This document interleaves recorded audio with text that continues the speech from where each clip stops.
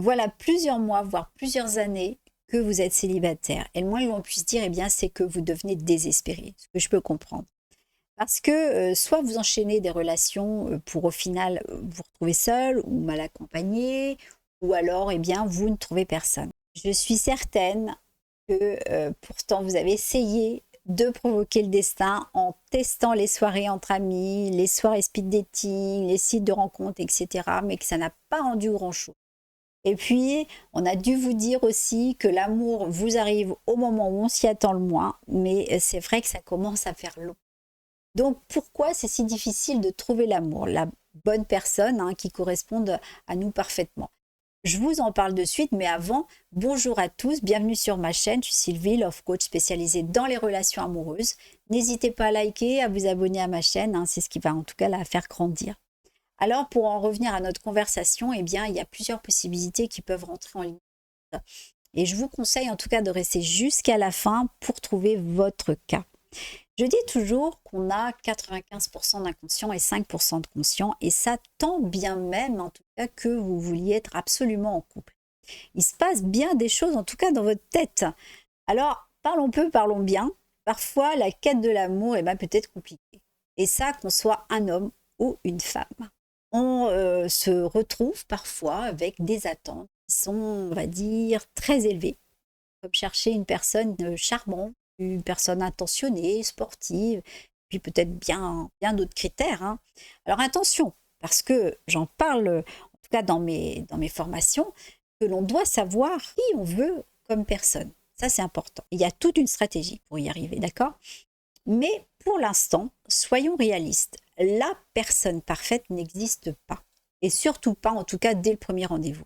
Donc, c'est important de laisser à chacun le temps, en tout cas, de se dévoiler. On découvre la personne au fil des moments que vous aurez passés ensemble. Le hic, c'est que beaucoup de gens sont devenus un petit peu trop exigeants de nos jours. Ils se basent souvent sur la première impression.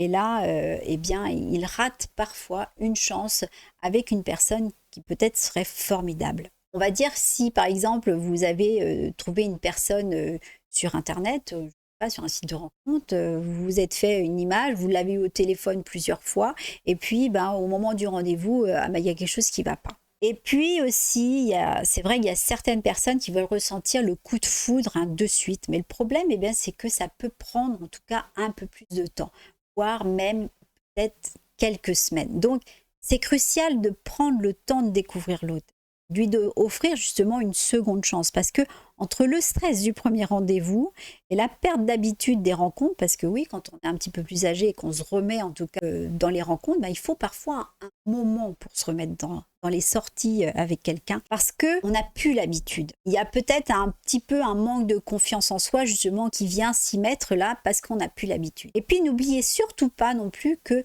c'est inutile de comparer la nouvelle personne avec l'ancienne, puisque chacun a ses qualités, puis ses défauts, sa personnalité, elle est unique. Et puis, je disais ça cette semaine sur une de mes stories, que inconsciemment, dans votre tête, dans votre corps, on n'a pas toujours conscience de ce qui s'y passe. Donc, observez le monde qui vit en vous dans l'instant, les émotions qui sont, on va dire, associées, et de laisser partir le monde qui est plutôt conditionné, qui vit en vous, ce monde, on va dire, de certitude ou peut-être même d'incertitude, qui sont inconscientes. Parce que sinon, eh bien, qu'est-ce qui va se passer? En face de vous, vous allez avoir le résultat de ce que vous cherchez inconsciemment. Comme je le disais au début, si ça fait longtemps que vous êtes célibataire, il est fort possible qu'inconsciemment, vous avez envie de rester libre. Vous avez en tout cas une partie consciente qui dit vous ne voulez pas rester seul. Mais qu'en fait, inconsciemment, vous avez envie de passer du temps, je dirais même du bon temps, avec les amis. Vous n'avez pas envie de rester prisonnier ou prisonnière du coup. Donc, ce serait bien que maintenant, vous puissiez savoir pourquoi vous êtes dans cette situation de célibat. Alors, ça vient certainement de votre passé, ou alors pas forcément, en tout cas des choses que vous avez vécues en couple. Ça peut venir de beaucoup plus loin. Pour vous expliquer ce qui peut se passer, en fait, vous aurez beau rencontrer toutes sortes de personnes, mais rien n'y fera. Vous finirez toujours, on va dire, au point de départ, ou alors peut-être que ça ne durera pas longtemps. Alors je sais que ça peut sembler invraisemblable, mais c'est la vérité. C'est comme d'avoir sur le front marqué « Ne restez pas avec moi ». Vous allez attirer à vous des personnes qui sont comme vous. Donc il est temps, on va dire, de fouiner dans votre passé et de comprendre justement ce qui s'est passé. Donc il est possible que ce soit à cause peut-être de vos parents, de votre enfance, de couples que vous avez vus malheureux. Ça peut vraiment découler de ça. Quand vous aurez pris conscience d'où ça peut venir, vous pourrez enfin avoir l'esprit plus clair pour ne plus avoir peur, justement, vous serez responsable de vos émotions et vous allez émaner que vous êtes prêt à démarrer une relation et vous pourrez attirer justement la partenaire ou le partenaire potentiel. À ne pas oublier non plus, on va dire un peu dans le même registre, c'est quand on commence à fréquenter quelqu'un qui nous plaît. Alors, je comprends que c'est normal de penser à l'avenir, mais il est essentiel de ne pas, en tout cas, précipiter les choses.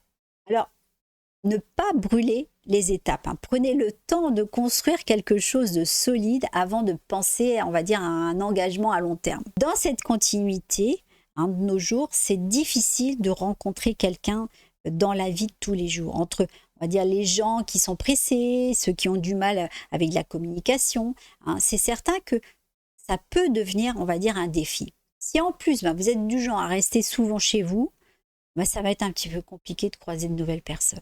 Donc, pour, en tout cas, changer ça, essayez de sortir de votre routine habituelle, d'explorer, on va dire, de nouveaux endroits et puis d'être peut-être plus ouvert aux rencontres. Vous avez aussi cette situation quand on a déjà une vie bien chargée, qu'on soit un homme ou une femme, c'est pas toujours évident. Donc entre le travail, les enfants, peut-être le sport, les sorties avec les amis, rajouter quelqu'un dans tout ça, c'est, on va dire, compliqué.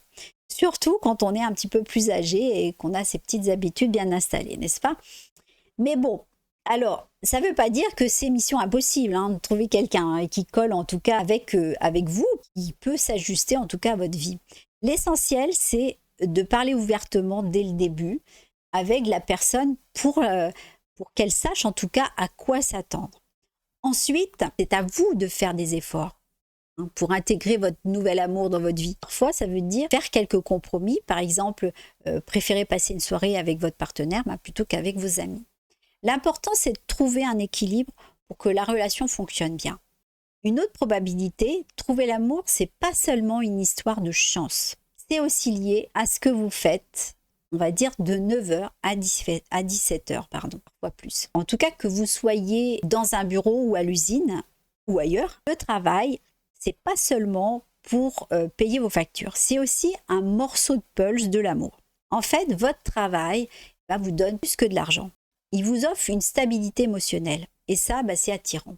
Ça montre que vous êtes engagé dans votre vie, peu importe le type de travail que vous avez, que vous travaillez à l'usine ou dans un bureau ou alors que vous soyez indépendant, peu importe. Ce qui compte, c'est de montrer que vous avez un plan, que vous avez des rêves et que vous travaillez pour les atteindre. Et devinez quoi? C'est un aimant pour l'amour. Donc, si vous vous demandez pourquoi l'amour vous fait parfois, on va dire, faux bon, regardez du côté de votre situation professionnelle. Parce que c'est peut-être là que se trouve la clé pour trouver quelqu'un qui partage vos ambitions et qui veut construire quelque chose avec vous. C'est peut-être ce cas-là. Donc voilà, nous arrivons à la fin de cette discussion sur la recherche de l'amour. J'espère que ces conseils vous ont apporté un éclairage sur les possibles raisons de vos difficultés à trouver la bonne personne. Avant de conclure, n'oubliez pas que chaque personne est unique, tout comme chaque relation. Donc prenez le temps de connaître vous-même, d'explorer vos désirs et de comprendre vos attentes. L'amour peut parfois être une quête complexe, mais restez ouvert et puis prêt ou prête à découvrir de nouvelles perspectives. Si cette vidéo, en tout cas, vous a été utile, n'hésitez pas à laisser un petit pouce levé, à vous abonner à ma chaîne pour ne rien manquer des prochaines discussions et des conseils en amour. Et puis, bien sûr, activez la cloche pour être notifié à chaque nouvelle publication.